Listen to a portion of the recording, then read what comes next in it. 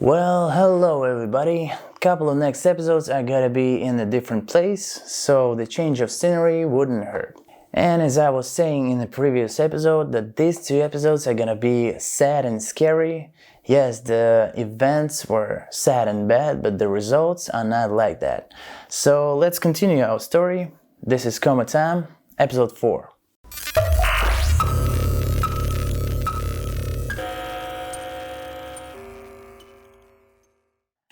I want to give you a little bit of explanation of why am I telling you all this bullshit.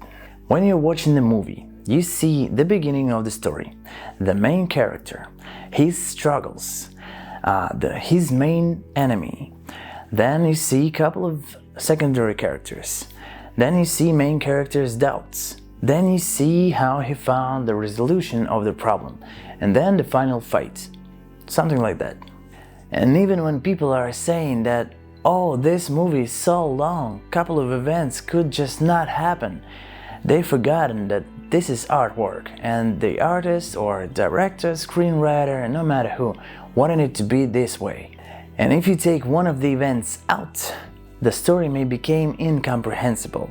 So even if the story isn't about a suicide or popping pills, I have to say that because the resolution is right after it. So I had a girlfriend, the last one of that period before the band was created. Our relationships were so toxic. You know, that kind of relationships when you're always breaking up and returning back again in that circle. We were together for a year and a half. In those exact relationships, I wasn't doing music for that big period. And I was told to stop singing and doing my thing, so the depression starts to grow. I didn't want to do anything, was just floating through the days without noticing how the whole months are passing by. We weren't talking, weren't kissing, weren't doing stuff that couples supposed to do. And yeah, I couldn't just break up because I had an argument with my mom and I had no place to go. That's one of the reasons. But my roommate was whoring around while I was working my ass out on a wood factory, and when I got to know that, I broke up with her. But we still couldn't free the apartment because I still didn't have place to live. So my depression starts to raise faster. And I don't know why, but I was waking up in the middle of every night in tears uncontrollably. And on top of that, died a person who was like a father to me in music. I'm talking about Chester Bennington. So my hands were shaking, I couldn't breathe in with the whole chest, and it was a mess at home.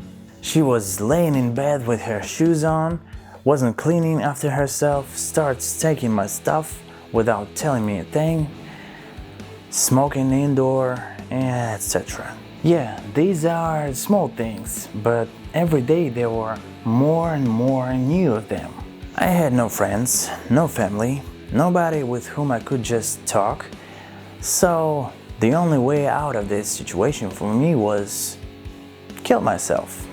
I was trying to figure out how to hang myself at home with no beams or nothing that can work, so I decided to use my belt and a toilet door's handle.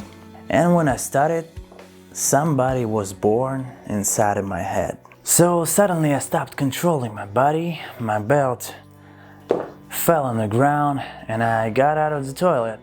I started to packing my stuff, called my mom and asked her to send me a cab and that I forgive her and want to get back home. But when I got back home, even if I was innocent in the argument, nobody wanted to talk with me at home, and that didn't help. So the 2 months binge started that day, and drugs and alcohol became my only friends. But I knew that I'm not alone in my head anymore. He was kinda helping me in most of the situations couple of next years, or I was thinking that he is. I don't know, maybe that was not a suggestion, but I was like hearing a voice inside. But that wasn't like a clear speech. I just knew that I wasn't saying that that isn't me. And I gave him a name, Edward. Sometimes there are the worst times in life ever, but you don't have to give up, like I almost did. So that was Coma Time, episode 4, and I'm Stephen Edward Cole, the host.